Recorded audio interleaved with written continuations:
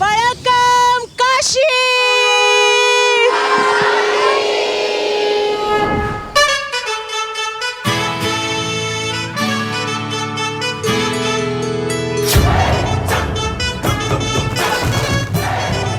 வணக்கம் காசி. காசி தமிழ் சங்கமத்துக்கு நாங்கள் வந்திருக்கிறோம்.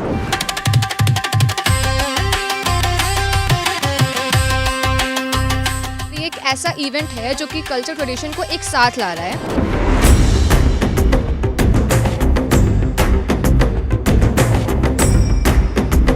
வணக்கம் காஷி.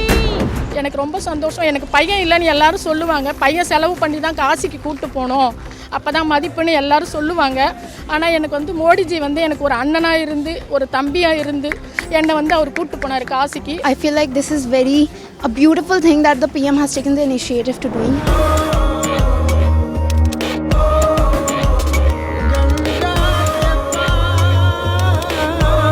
இந்து கலாச்சாரம் காசியையும் ராமேஸ்வரத்தையும் இணைக்குது.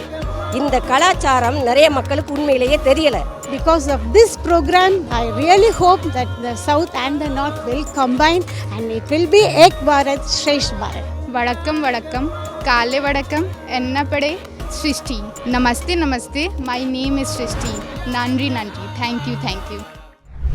अगर मैं कहूँ कि अब काशी में ही तमिल सभ्यता को महसूस कर सकते हैं आप, तो शायद मेरी बात पर विश्वास नहीं होगा, पर यही सच्चाई है.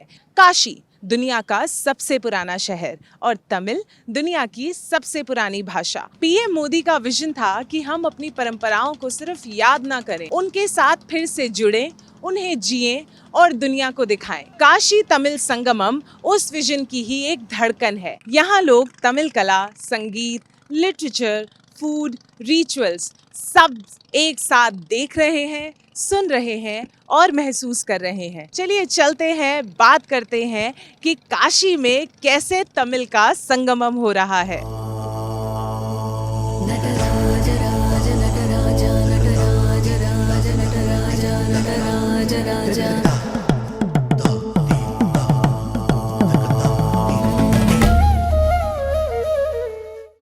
I can see you have come here to explore Kashi Tamil Sangamam. How has your experience been so far?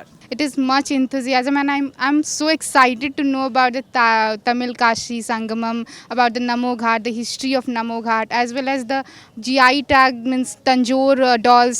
Tamil के कल्चर्स को काशी में देखना, यहाँ पे काफ़ी सारे स्टॉल्स भी लगे हैं जो कि ये दिखाते हैं कि वहाँ के कैसे कैसी पोइट्रीज़ होती हैं, वहाँ के आर्ट कैसे है, वहाँ की कल्चर कैसा है, और ये काफ़ी अच्छी चीज़ है जो कि हमारी गवर्नमेंट करा रही है. I feel like this is a beautiful thing that the PM has taken the initiative to doing and इतना अच्छा लग रहा है कि हम दूसरे कल्चर्स के बारे में भी जान पा रहे हैं, तमिल के बारे में जान पा रहे हैं जो ऐसे हम नहीं जान पाते अपने बुक्स या इन सब चीज़ों की वजह से. So I think this is a very beautiful experience for me.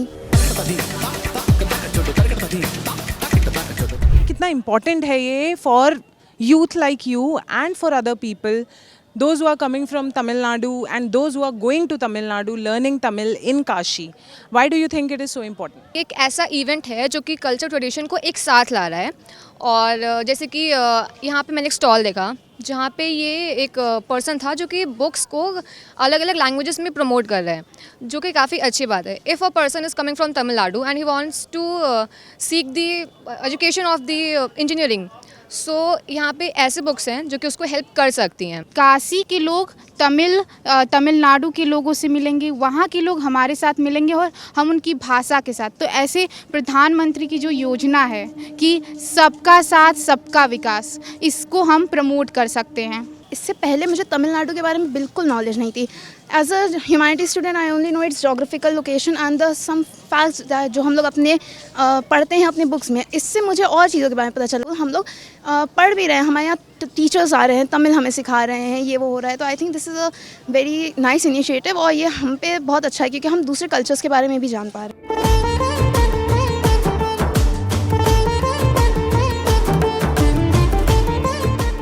अब की बार का काशी तमिल संगमम का जो थीम है दैट इज़ तमिल करकलाम, यानी तमिल भाषा को पढ़ना सीखें। और नया भी हो रहा है, काशी से 300 बच्चों को लगभग तमिलनाडु भेजा जा रहा है वो कल्चर के बारे में पढ़ने के लिए। तो क्या लगता है गवर्नमेंट का, पीएम का किस तरह का स्टेप है ये towards the youth of our country? I think हमारे जो पीएम है, जैसा मुझे लगता है कि इतना अचानक से ये हो रहा है, लाइक 4 ईयर से हो रहा है एंड हम लोग यहाँ से जा रहे हैं तमिलनाडु, तो ये एक इनिशिएटिव है कि हम लोग दूसरे कल्चर्स के बारे में भी जान सकें।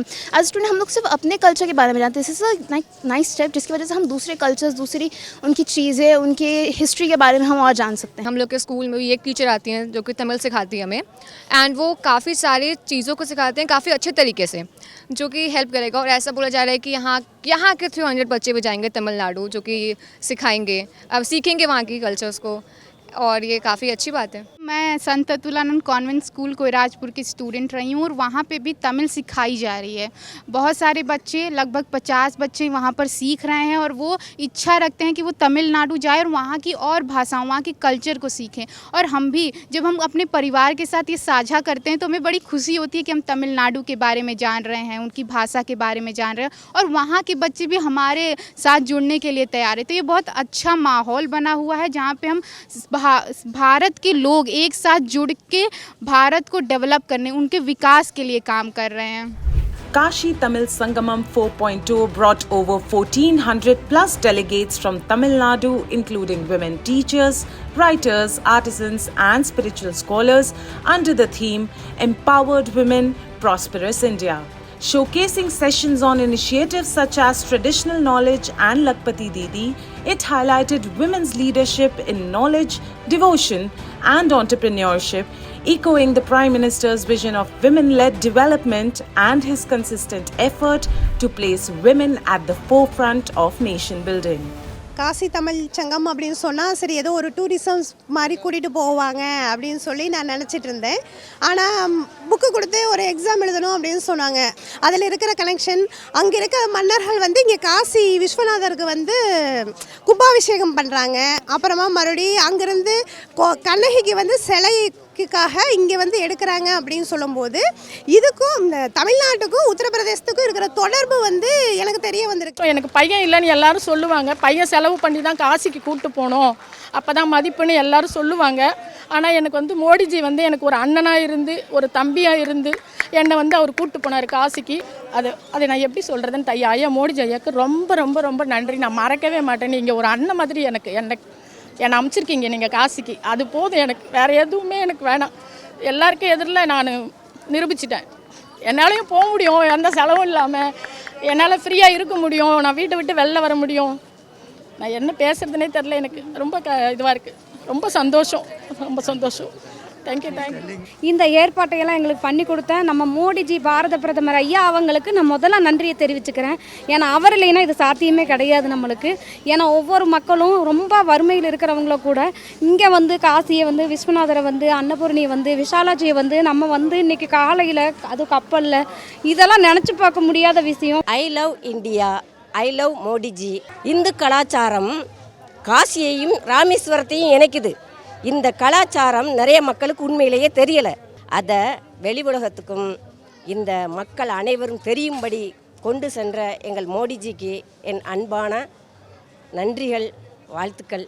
When I reached Banaras, I was really overwhelmed and I didn't know what to say because the welcome and the delegates standing in midnight. Actually, our train was late by few hours and all the people from UP were standing and welcoming us. That really tears came from all our women participants. And this is really a bridge between the north and the south. Spiritually, because of this program, because of this Kashi Tamil Sangam, I really hope that the south and the north will combine and it will be Ek Bharat Shresth Bharat. आज काशी तमिल संगमम ने एक बार फिर से साबित कर दिया कि भारत की शक्ति ना ज्योग्राफी में है, ना लैंग्वेज डाइवर्सिटी में। हमारी शक्ति तो हमारी जुड़ी हुई परंपराओं में है। पीएम मोदी ने काशी और तमिलनाडु के पुराने रिश्ते को सिर्फ जगाया नहीं, उसको एक नई रोशनी, एक नया रास्ता दिया। काशी का प्रकाश हो या तमिल का ज्ञान, दोनों मिलकर बनाते हैं भारत की संस्कृति ऐतिहासिक, एक जीती जागती विरासत। मैं हूं काजल गुप्ता और आज मैंने महसूस किया कि भारत को समझने के लिए भारत को जीना पड़ता है। जुड़े रहिए हमारे साथ और देखते रहिए माई गव इंडिया।